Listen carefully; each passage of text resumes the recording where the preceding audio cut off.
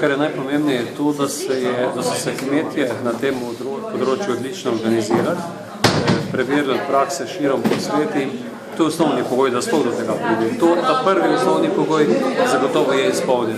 Druga zadeva je normalno padec kvot na evropskem trgu, od tu naprej pa iskanje skupaj investitorja za dotovar. Tako da jaz mislim, da so realne možnosti, da se kraljica Fol vrne tudi na slovensko tlo. No, glede na izsledke ankete, ki jo delam med občani in tudi poznavalci, strokovnjaki in tako dalje, se vsi na nek način izgovarjajo na slovensko vlado, ki bi morala dati žegen temu. Jaz mislim, da v tem trenutku ni odvisno vse oziroma kaj dosti od slovenske vlade. Prvo, kar je potrebno bilo znotraj evropskega prostora spustitev kvot, kar se tiče sladkorja. To je osnovni pogoj, da se lahko prične.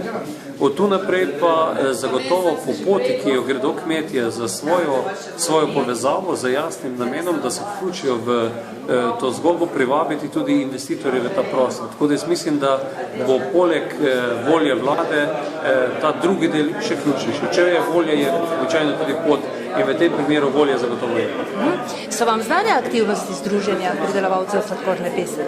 So mi povsem poznane, kar nekajkrat sem se z njimi tudi sestal, tako da smo se tudi usklajevali pred samimi pogajanji v Bruslju, ko sem bil še kot minister, ko sem odhajal na pogajanja, smo se predhodno uskladili, postavili prioriteto 1, prioriteto 2 v pogajanjih, tako da poznam zelo dobro in jim čestitam za njihovo delo in pa tudi za strokoven pristop na tem področju.